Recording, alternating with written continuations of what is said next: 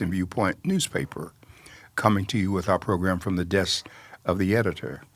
As you know, the Voice and Viewpoint is San Diego's oldest African American publication, adjudicated, now moving into our 66th year, available in hard copy and 89 zip codes, 17 cities, unincorporated areas, single copy, sales stands, grocery stores, or retail outlets such as 7-Eleven community markets.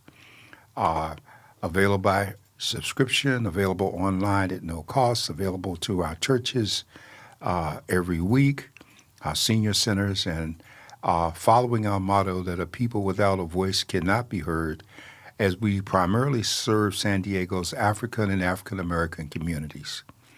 So we're here this evening with Dr. Leonard Thompson III.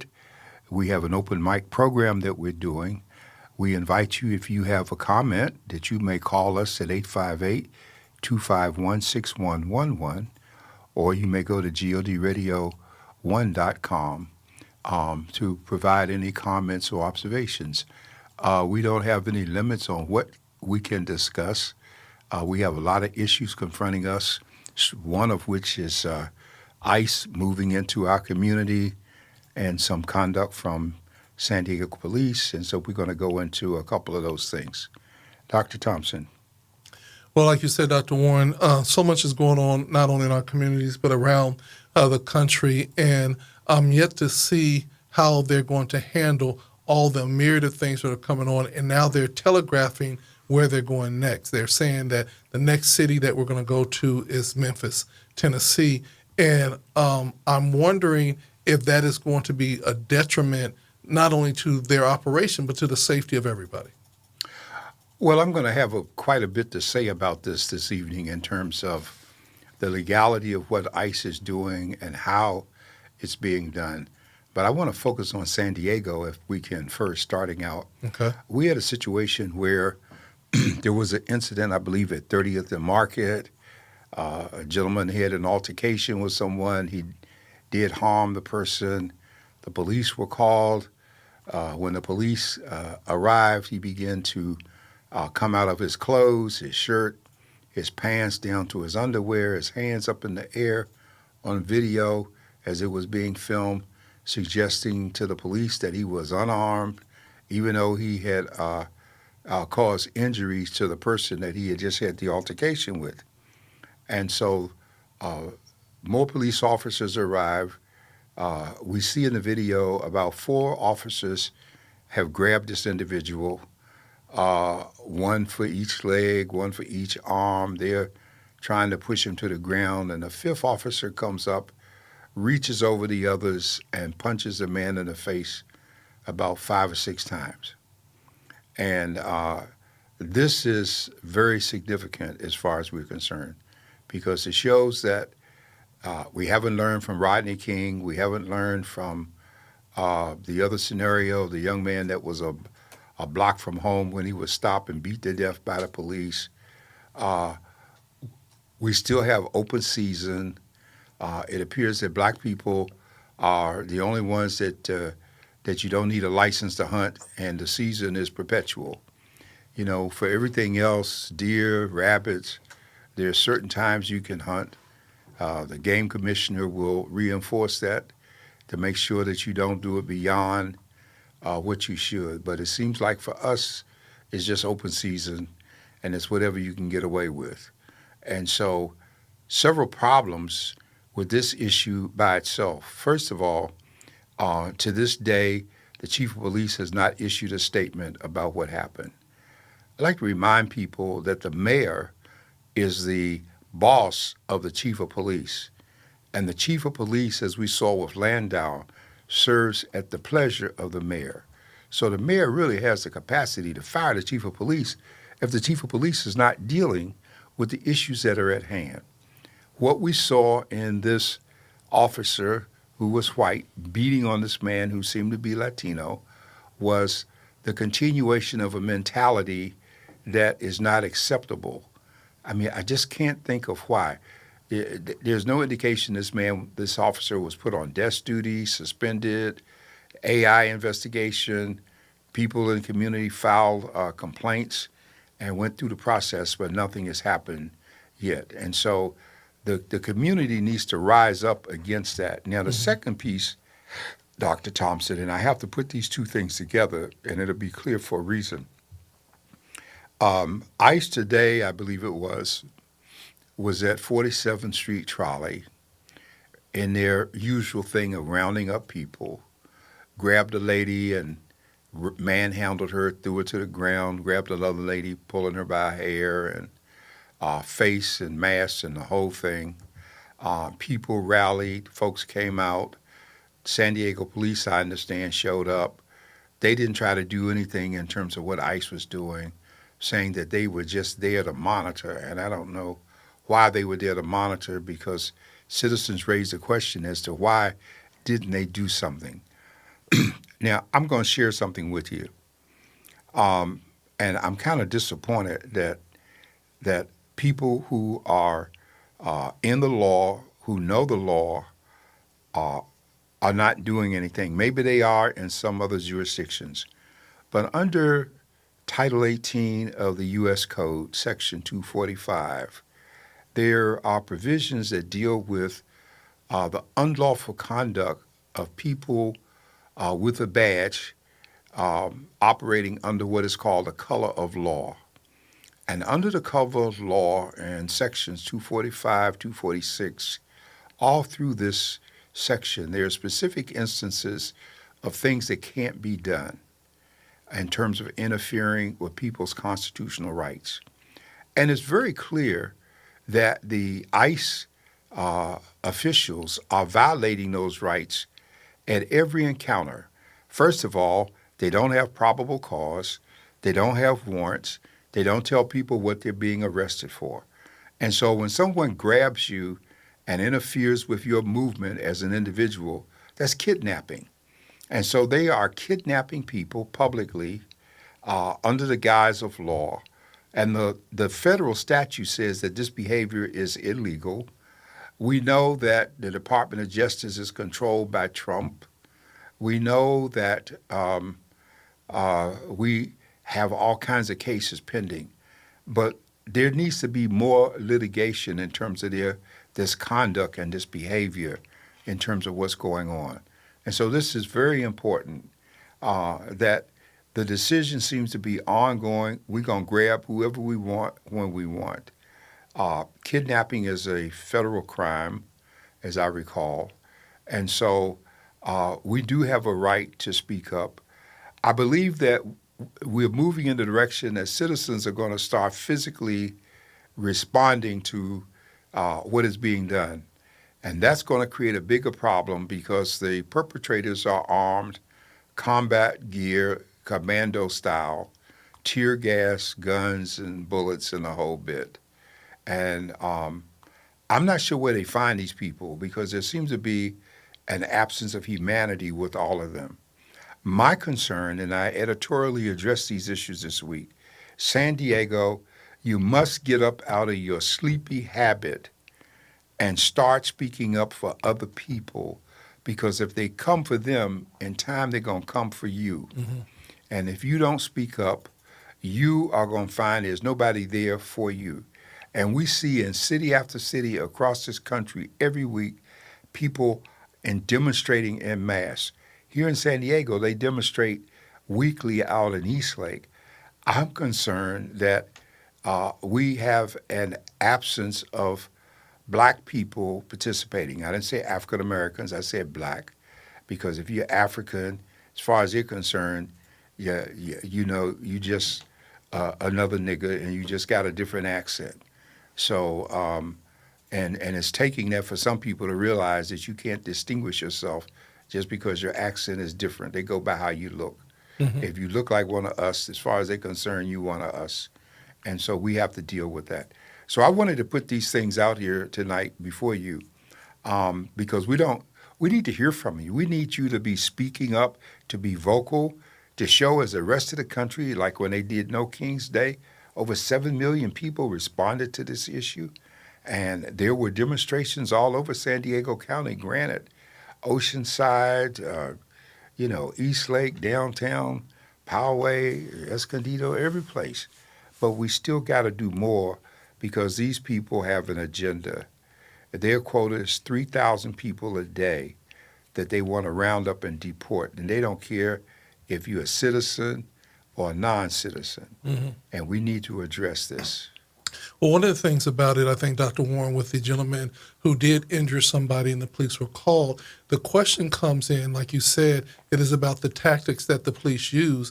There was enough of them that there didn't have to be a person jumping over the top and hitting the gentleman. The question comes in at the time, when do we say to ourselves that it was just the subduing somebody and the right tactics of subduing somebody is very important. And I think that some people say, well, he did wrong, you know what I'm saying? But then I also ask the question, but the two wrongs make a right.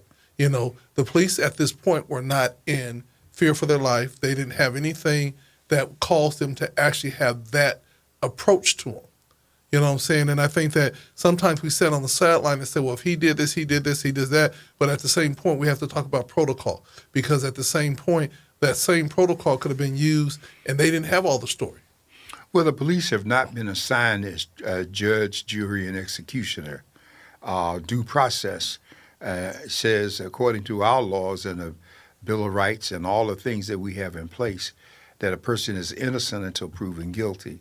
The police are operating from the standpoint that you're guilty until somebody shows us you're innocent, and that is not acceptable. Yeah. And so one of the things about it is that I really truly believe that it is the climate of the day.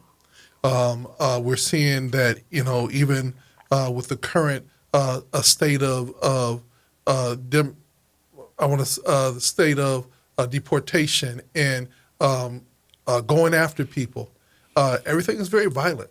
You know, busting open windows, pulling people out the cars, and in a lot of cases, they're more afraid of you than you are of them. It's almost like a mouse.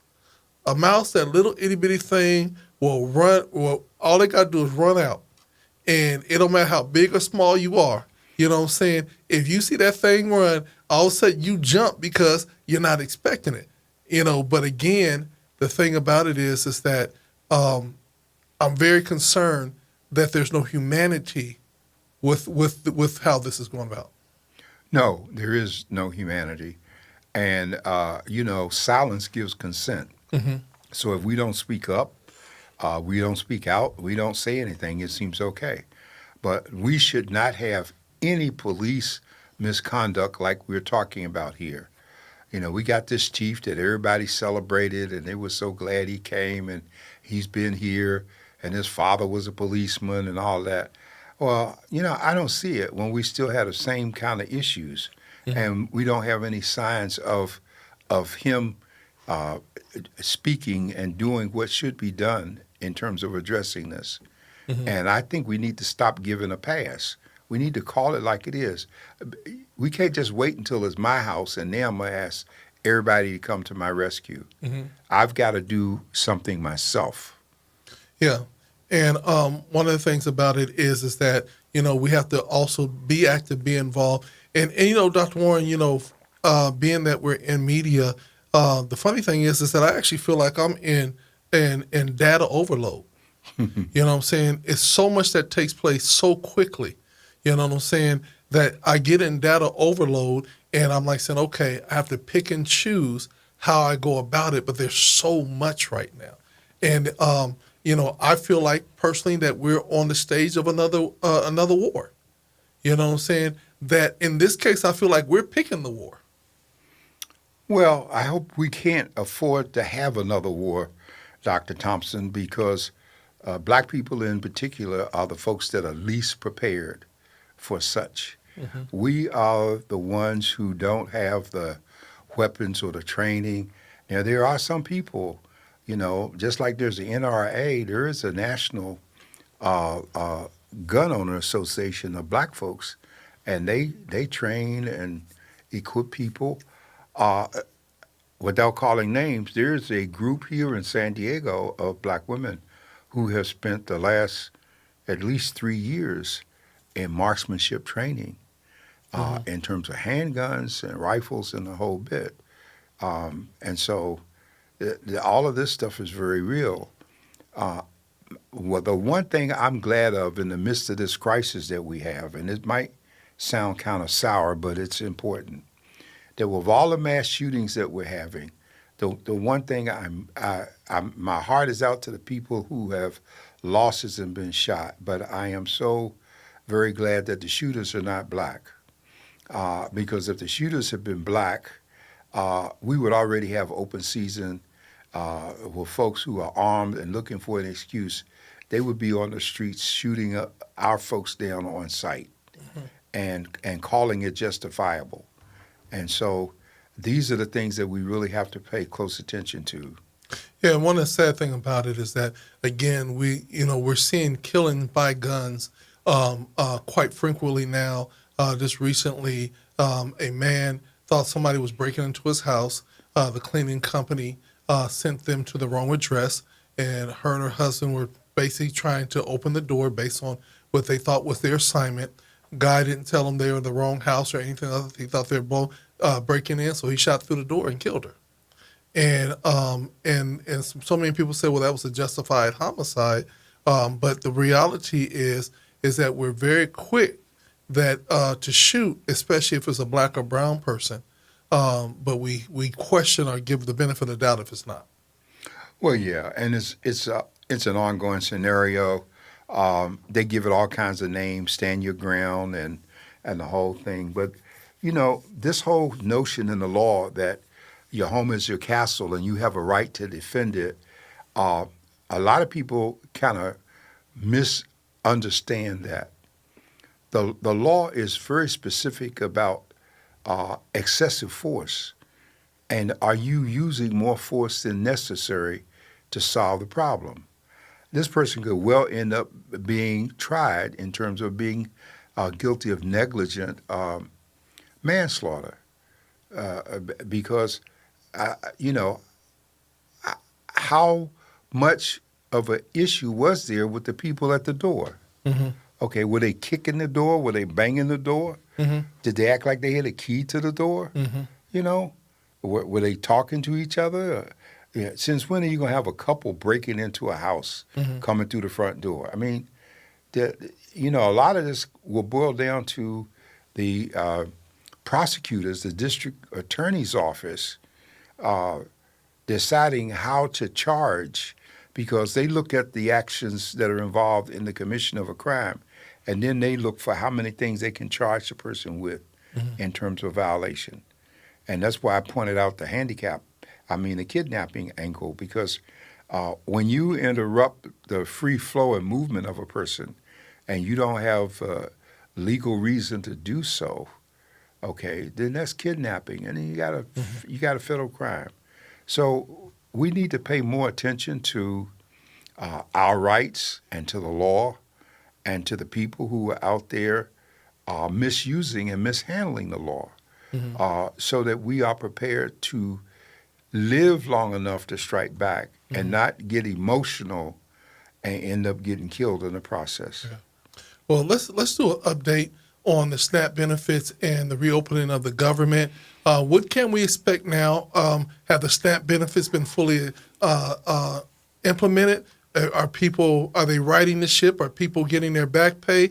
And here's the big question: how was it that they were able to give some TSA agents in different places $10,000 bonuses for being consistent on their job? Well, I think you have to separate those things, Dr. Thompson. One of the things with the whole SNAP issue, complaints about having difficulty gearing the system up again, number one. In addition to that being an angle, how much do we get people making people requalify, saying that you can't bring the system back online without losing folks.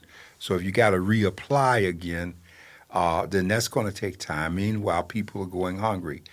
I like to remind people something about the Republicans in terms of government and how they handle money. First of all, as a taxpayer, as a matter of public policy, you have a right to the dollars back in services and programs because you pay taxes. So that's a right. It's not charity to us. When this system is giving money or feeding the poor, okay, then it's considered welfare. But when it's giving subsidies to the rich, then it's called subsidies. Ah, we got a farmer with a rancher with 10,000 acres of government land owned by the Bureau of Land Management in Wyoming. All right? He has a lease agreement for 50 years with the federal government to pay the government $20 or $1 a year for 50 years to use that land. You don't have to pay taxes on it. You're free to graze on it. And that's a handout. How do we distinguish that from welfare, okay? Mm-hmm. So these are the kinds of things that we have going on, and we have to understand how it's working beyond our own interests and needs. Right here in San Diego County, I use this example. Everybody knows basically where Plaza Bonita is. Mm-hmm. Right behind Plaza Bonita off of 805, there's a ranch. And this ranch caters to people who are participants in dressage, which is a formal, fancy horse shows, horse jumping, and all those things. Mm-hmm. The land that ranch is on belongs to the county. It has a house on it for a residence. It also has a number of stalls that can be rented out. Mm-hmm. $400, $500, $600 a month, depending on whether the people come to feed their animals or the cleaning and upkeep is provided by the people who have the lease on the land. Mm-hmm. So they're making money off of this thing, and the amount of rent that they might be paying for, I remember the last time it came up for renewal, the amount of rent that was being paid on the house and the ranch was something like maybe $2,000 a month, mm-hmm. $2,500 or whatever, okay? That's profiting because you're not paying any property taxes. That's profiting, okay? Exactly. And so public policy allows these things to happen, but we don't take the time to do the homework so that we can participate. And that's my concern. You know, the scripture says, my people perish for a lack of knowledge. And if we don't know with all the information that's available, it's because we're not applying ourselves but beyond what we should be. I always now, every chance I get, mention my 3 E's. Exposure, expanse, expectation. Mm-hmm. And when we're exposed to more, we can expect more and we can get more. But we got to move beyond being comfortable and just in survival mode with where we are. And so this is important. And I know I'm kind of preaching to the choir. Some people have heard me say some of these things before, but I think that we need to say it until people start acting on it. Yes, and so, we talked about, trying to recalibrate and get, the different benefits back and things of that nature. I still am trying to find out if we had a closure, money is tight and everything else, where did the $10,000 come from to give all these people bonuses and the TSA? I don't know, because the government, the way the system works, Trump as the chief executive officer of the government, with the powers that he has, granted under, I think in his case, it's Article 2, the judiciary is Article 3, Article 2 is executive power. And he's got the Office of Management and Budget being run by the guy who dreamed up and created Project 2025. Mm-hmm. So he's got monies, you done fired people, and you done moved people around. All of those things create surplus funds. Mm-hmm. And he's using those dollars the way he wants to, as opposed to understanding that this money is earmarked and it's illegal to do what's being done. And that's what I wanted to say. Isn't it illegal if you're a government employee or being paid by the government? Where do they have it in the clause that they can give you the blind bonuses and only to the ones that they deem were worthy? Well, you have to separate what you're saying from what they're doing.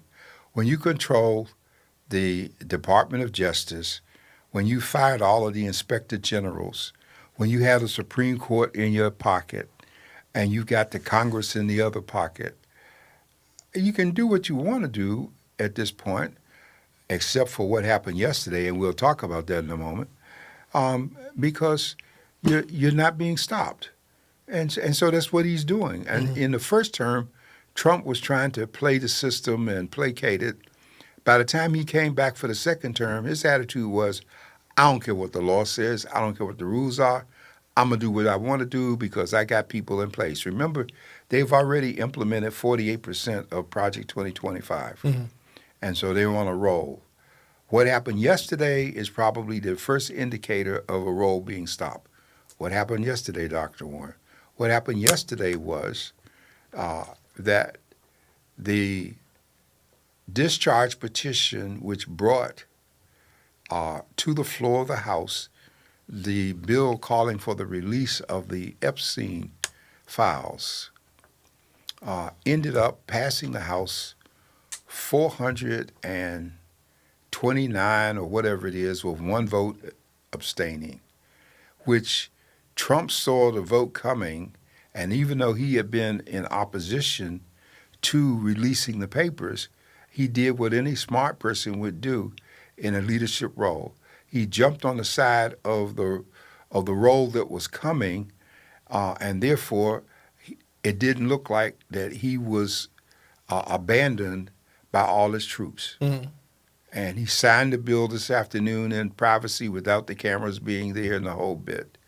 And so, but it shows that evidently these women brought enough pressure across the country for even the Republicans to realize, after this election we just had and what you're doing now, you cannot win unless you change. So Marjorie Taylor Greene changes, and this other guy does, and then Trump calls her, now she's Marjorie Trader Greene, okay? But the rest of them are going to have to position themselves, because the Democrats in the House and Senate are saying that when this presidency is over, you will be held accountable for what you did and what you're doing, and you don't have anywhere to run. And that should be very sobering, and that might be why so many votes were there. And we had the unique experience of a unanimous consent in the Senate, which all it would have taken was just one person.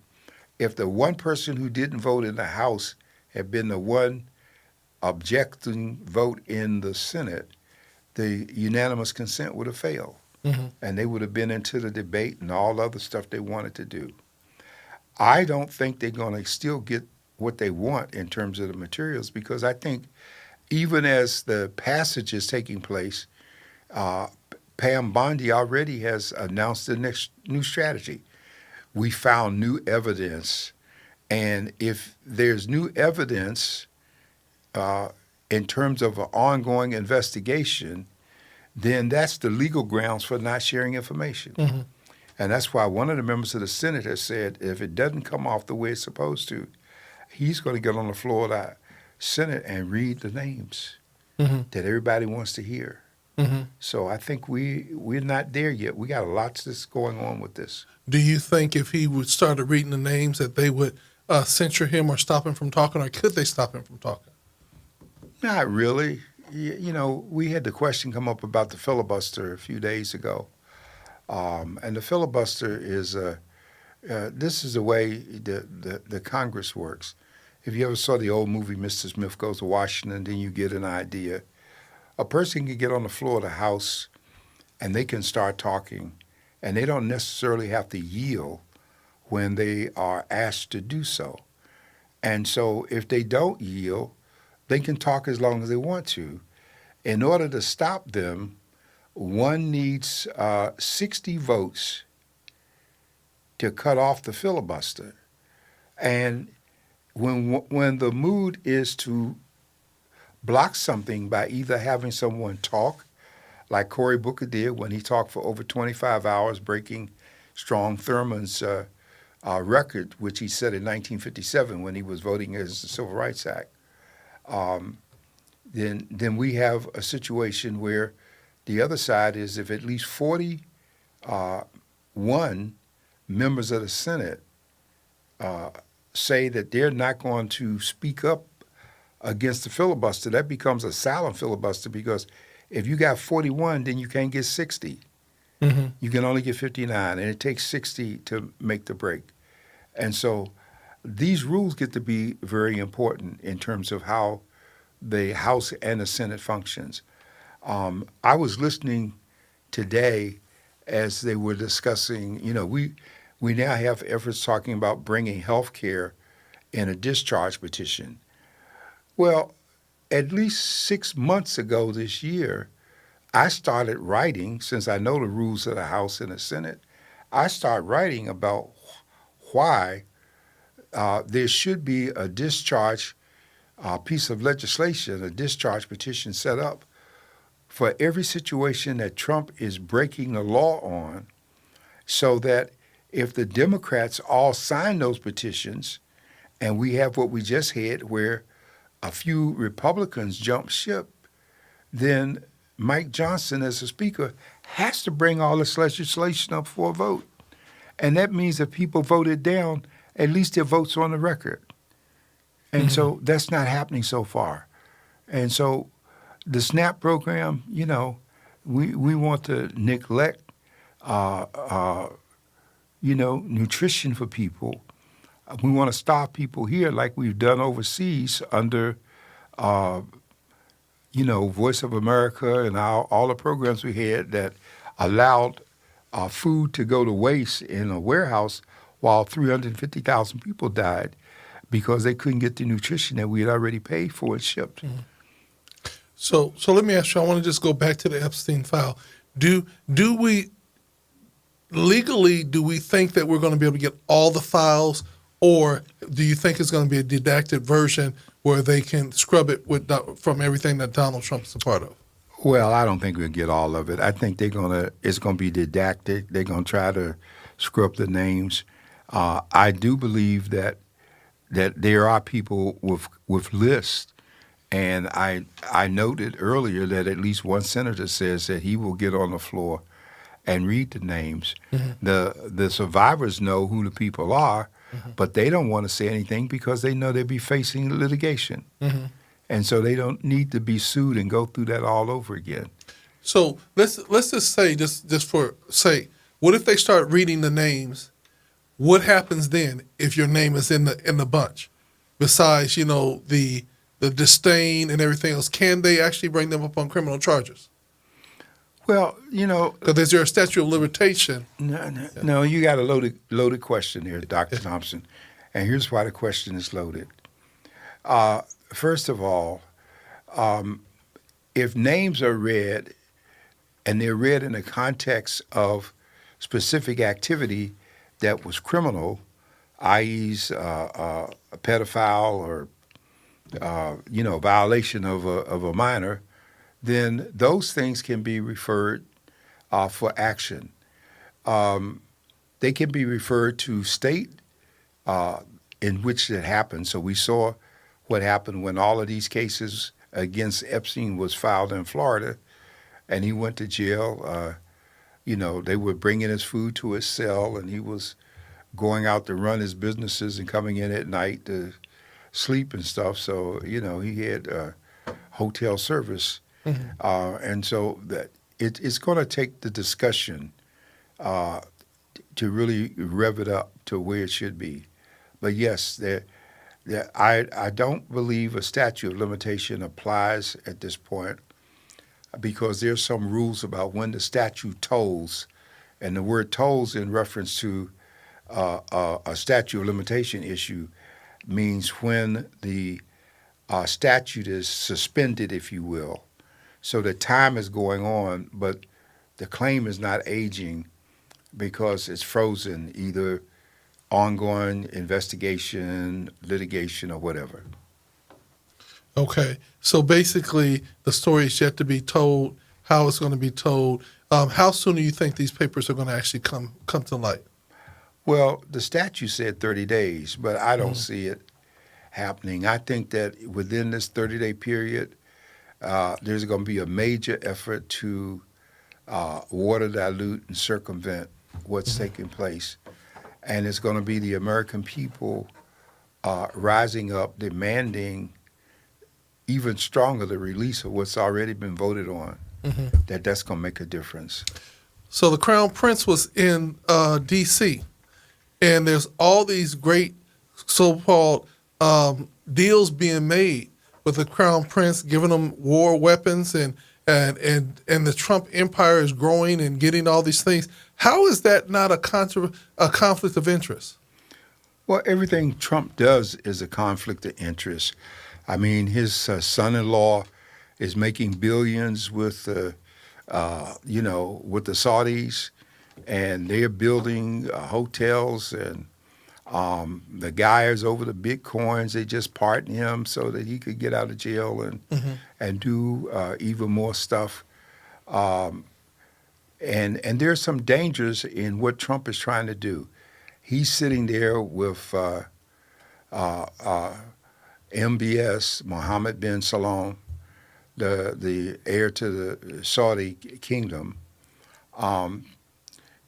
Everything suggests that he was the one that gave the order to kill Khashoggi, the Washington Post journalist, who went into an embassy and never came out.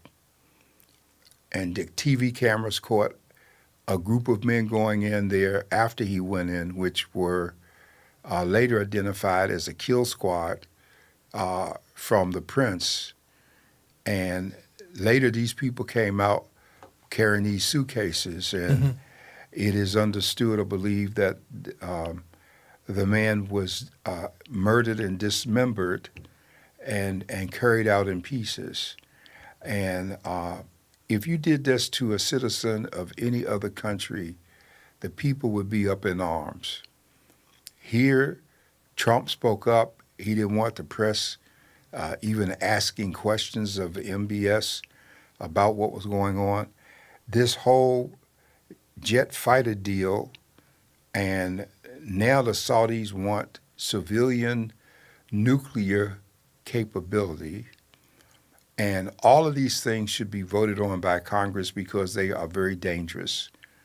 Because if we give these planes to the Saudis and they break with us and end up in bed with the Russians and the Chinese, then all the technology we've given them will go wherever they want to send it, and we won't have anything to say about it.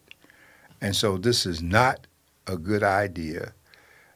These are the kind of things that should be looked at by the Senate Foreign Affairs Committee and in the House, and there should be discussion. There should be briefings from our intelligence community about the possibilities of such a deal going awry. And these things that are happening. This is the same as what Trump did in Mar-a-Lago when he had all of those confidential files there, in the bathroom, and people have access and just looking at everything. You see the comment up there by Miss West? And you see there. What'd she say? All the Saudi deals. I can't read it.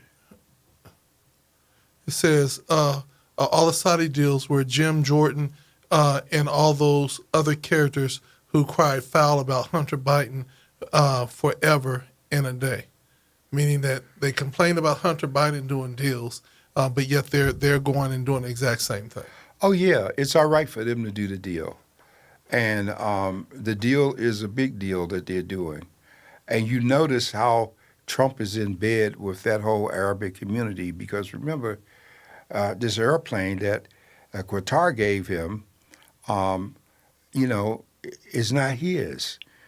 Under the emolument clause, whatever gifts are given to the person who is in the presidency or an ambassador, those things belong to the United States. They don't belong to the individual. I mean, some individuals have tried to buy the things that they wanted from the government in terms of retention. But this is, we all know who Jim Jordan is. Jim Jordan is crazy. He's a Republican, and he got what he wanted. They made him chairman of the Judiciary Committee, giving the committee a bad name behind people like Manny Sellers of New York. who really did something with it. And so these are the things that we have, and the whole Trump idea is to get us so worked up and so overloaded with so many things that now we got to stop to see, are we going to eat? Can we pay our insurance? Are we going to have a place to live? Here in San Diego, the Housing Commission is facing cuts, which is going to have an impact on people with vouchers. And we got to make some decisions. We'll be in discussion to get more insight into how that's working and how we're going to be impacted. People having to choose between health care, food, and shelter. And all of this is very real. Yes. And so someone just said here, and that's the foolishness of this current administration, empowering those who secretly hate this country to supply with weapons that will one day be used against this country. Well, we can't do it. And to the caller, I'm on the air, and we can't have a conversation right now. You got to call back.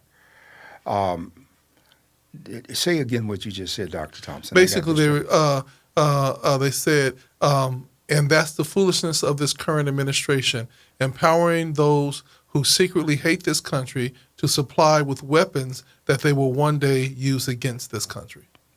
It could happen that way, and it very well. That's part of the reserve thing we don't have. But let me just say, Dr. Thompson, I think that call was from one of our officers who's been a very strong supporter of the community. And it might give him the number that they can call in, because I can't take it on this while we're doing the program. Well, we can call. If you're trying to call in to be a part of this conversation, you can call in at 858-251-6111. Again, 858-251-6111. Yeah.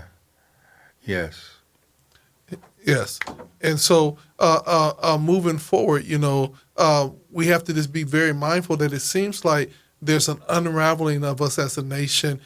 We have our warships poised to do some type of, I would just say, war tactics against Venezuela, and they're continuing to blow boats out the water. And yet and still, they're blowing the boats out the water, but we're not seeing any evidence that they were carrying anything. Well, that whole action against Venezuela is illegal, first and foremost. We have not declared war. They have not done anything to allow them to be designated a criminal combatant, which is a term that's being used by the Trump people to justify the attacks. He's talking about sending troops into Venezuela. The drugs might be shipped there, but the drugs come from China. Okay, fentanyl comes out of China. All of that is from China going to the south. And so it's a false assumption, but it's another thing that's being done as a distraction, just like the shipping people to imprisonment in other nations to make us focus on those things rather than all the rest of what's going on.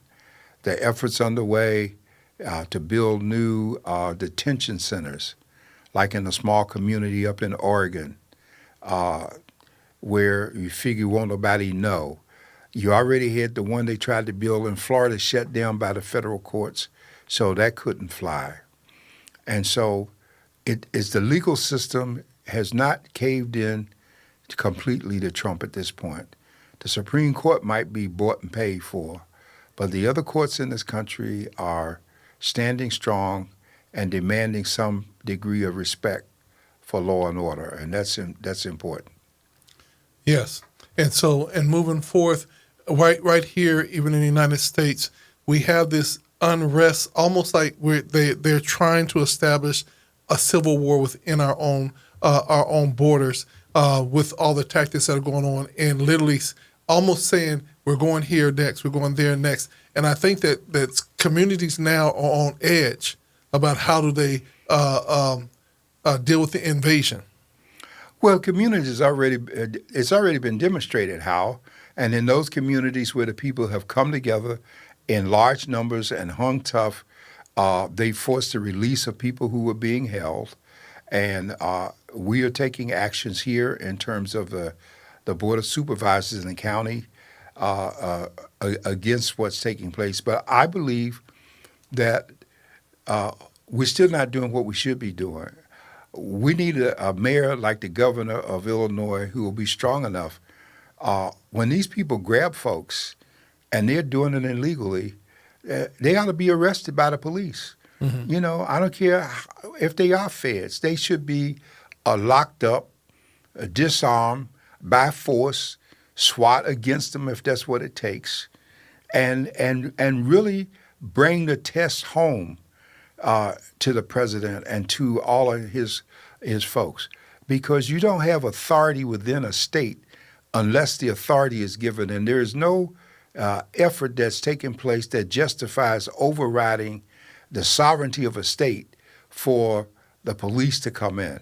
This is not like civil rights when people were violating the rights of other folks and we federalized troops in Alabama and send them in to make a difference. It's totally different. And so we need to understand, do our homework and understand what's going on. Then we can be effective. Yes. So we're going into the Thanksgiving holiday. People are preparing to be with their families, but then some people are even just trying to, even like with the Eaton fire and everything else, they're still dealing with the trauma of moving their home. We have people even here in San Diego that are still dealing with flood and not being in their home. What is the message that, we're sending to our community now of how we can continue to encourage them? Well, I don't know the message that we're sending to the community because the meetings are still ongoing. They're once a month now at the Jackie Robinson Y from the flood victim scenario. There are people who have not gotten back in their homes. There are repairs that have not been made. There are dollars that have been held up, messed up, the whole bit. And as in all crises, the public will pay attention just for a little while, and then it'll get distracted. We've seen that in recent weeks, that we've been so busy with Epstein that we really haven't paid too much attention to the Ukraine.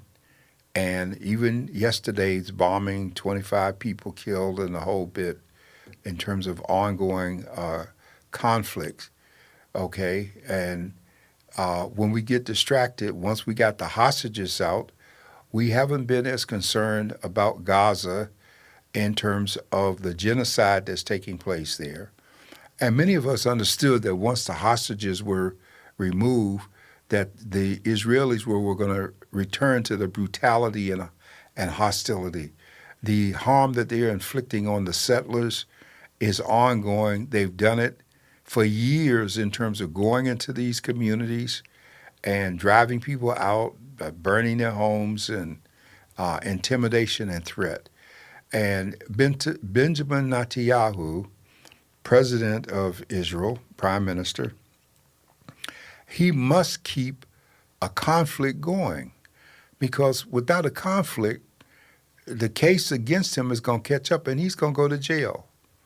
And so you got people that have reasons for keeping the game, and the reasons have nothing to do with the welfare and well-being of the masses. It all represents a manipulation for individual or personal concern.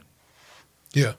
And this, and again, so much is just happening around the nation, and it's a time where you said that we need to be vigilant, we need to be prayerful, but more than anything else, we have to be, and not more than anything else, because prayerful is the more than, but we need to get engaged. And like Ms. West said today, is that we don't even have the privilege of being overwhelmed with everything. Is a part of what we have to do. Because if we're not engaged, if we're not, she said, but we have to remain vigilant. We have no other choice. And so with all the things that are going on and with all the news and everything that's coming out, we literally have to continue to dissect this and stay plugged in. And that's why it's important to connect with the Voice and Viewpoint and Trusted Messenger. So, Doc, I got to ask you this question. What's the editorial about this week? This week's editorial is about the unlawful conduct of law enforcement officers operating under the color of law, which I mentioned earlier. And I tried to keep it in layman's terms so that people can understand what the problem is, because the two situations that I cited that took place here in San Diego, even though one is by the feds and another is local police, they both represent actions against the community. And there are people in the community who really believe that we should be moving in the direction of making citizens arrests, a citizens arrest of the ICE folks. And that's interesting because under federal statutes and local police statutes, they have a scenario, and we've seen it play out here in our community many times, that when the police wrongfully seek to handle a person and you offer any resistance that amounts to either touching the officer or pushing back, then you end up being charged with assault on that officer, which is a very wrong term to use, because in order for a person to be insulted, they have to be put in fear of immediate harm or danger to the person. The touching of the officer is really a battery, which is the intentional touching of the person of another without permission. And so lay people don't know all of this stuff, and the people who do know, they're not paying attention. I think sometimes, and this was going to rouse some people, we have some really great folks in San Diego. We have some great men and women who are members of the Greek community, but sometimes they don't speak out as much as they should. I'm going to just put it that way. And we are in a time where we need to have more speaking out. And I'm going to make another observation, too. You know, there was a time 35, 40 years ago, people in the community were still going through the problems they have today: housing, discrimination, food, health care, all of these things. In those days, 30 years ago, 35 years ago, they were able to go to the NAACP, who had some people manning the phones, and we worked closely with them, addressing the grievances that people brought, putting these things in the paper and highlighting them. The Urban League was involved as well in terms of championing the cause of folks. You know, all due respects, these people are not doing those things anymore. Mm-hmm. They're not recognized as being on that front line. The Earl B. Gilliam Bar Association, you know, they can have their little legal school to help people with small things, but they're not doing anything along the level of what Thurgood Marshall talked about. Mm-hmm. Okay, and I remember Justice Marshall and the attitude since he came out of Howard. He would come back to visit Howard. He always raised the question. He says, you know, what are you doing when you leave here? You know, 40 years ago, when I finished law school, there were no more than 5,000 black attorneys practicing in this country collectively, and about 250,000 white attorneys. And from that point before and even to this day, so many times the best and the brightest get picked up by the firms. They get overworked trying to get a partnership and associate position. And by the time they burn them out and they get there, they aren't doing or really haven't done anything back toward the community. They haven't given back pro bono in terms of helping the community. And so this is a problem that we have. You can't bring a discrimination lawsuit today because if you're talking discrimination, you're really wasting your time. And why? Because, you know, we still have the EEOC. I was there when we created it. But what has happened, Dr. Thompson, is that the federal government has put the burden of proof now on the victim on the plaintiff rather than on the victim. Yeah. And so therefore, people can bring a case, but it's not likely anything to happen. I tell folks, if you're black, for instance, and you think you have a discrimination case in employment, don't take it to the EEOC. You're going to get tied up in that administrative paper BS for the longest period of time. What you need to do is what white people do. They file unfair labor practice complaints. And an unfair labor practice issue, which can come out to be the same as a discrimination issue, it's got a different title, different things, and you get different results. These are some of the benefits if we talk to each other, if we come together and in information sessions, we can be educated as to what our options are. Unfortunately, too many of our young people nowadays, they don't want to hear about yesterday. They don't want to hear anything that happened before. They all want to rush out and get shot. How about doing your homework so that you know what you're getting into and how to do a better job getting into it than the people before you, as opposed to just running? The problems are going to be with us, okay? And Thomas Jefferson, with all his racism, the one thing he said that's so true is eternal vigilance is the price of freedom. And we got to come off a recess. Yes. And one of the things about it that we're very excited about is both GOD Radio and the San Diego Voice and Viewpoint are encouraging young people to do internships with our organization, be on the front line, learning the craft of reporting and telling the story from print to social media to actually on-air radio. Opportunities are there for you, for those of you that want to learn what I call from people that are with boots on the ground. And so one of the things, Dr. Warren, I always hear people say, will you be a mentor to me? And many times I said, are you sure that you want that? Because it comes with a commitment and it comes with work. And so a lot of times people want the advice, but they don't want the work that comes along with the advice. And so I always tell people, look, you got to put boots on the ground. If you want mentorship, it's not going to be by you sitting in my office. It's going to be about you doing. And so if those of you guys that might be interested in learning more about internships with the San Diego Voice and Viewpoint or GOD Radio, please hit us up on our platforms, the San Diego Voice and Viewpoint, or just call the San Diego Voice and Viewpoint and ask for that managing director, the incomparable Miss LaTanya West, and she will be able to guide you in what you can do. And Miss West is a believer, and I always have to remind her that I know there's some good young people and good things are being done. And she has endless hope and excitement, and she's a person. Don't be trying to do an internship with me because, you know, that might lead to bad health and all kinds of stuff. Because the older I get, the less patience I have with people who don't have a fire in their gut that really want stuff, you know. Well, the one thing that we know, Dr. Warren, you know how they say, if you can make it here, you can make it anywhere.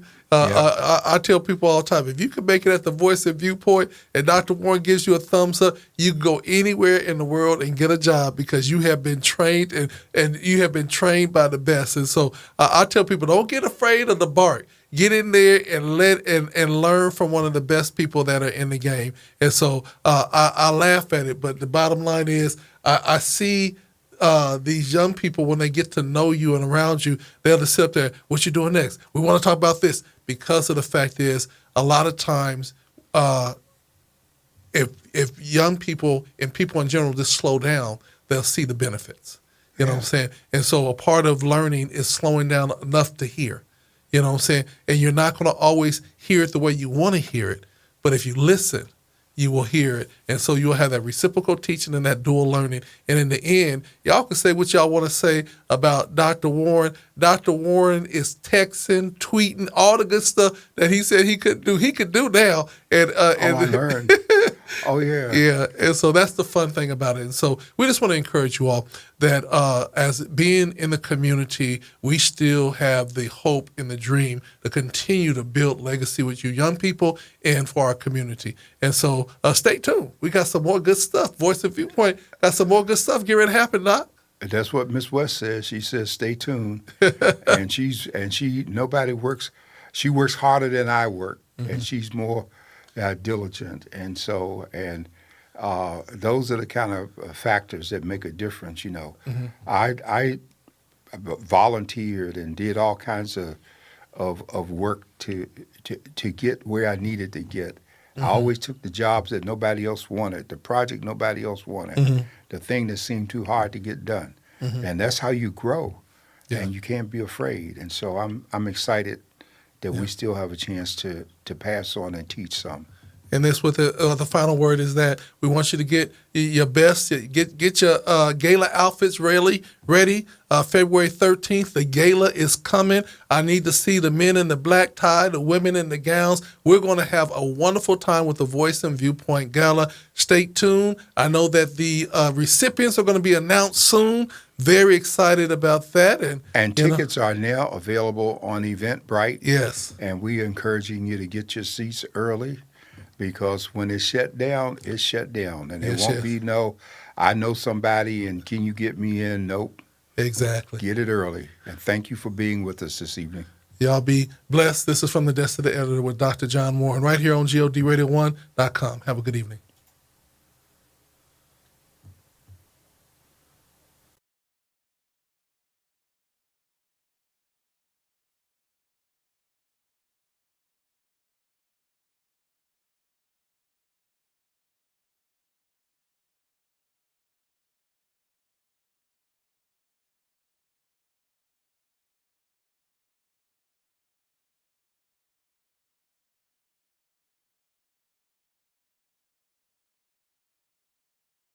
I don't know, maybe because of, he had a hip replacement and he's been on, I think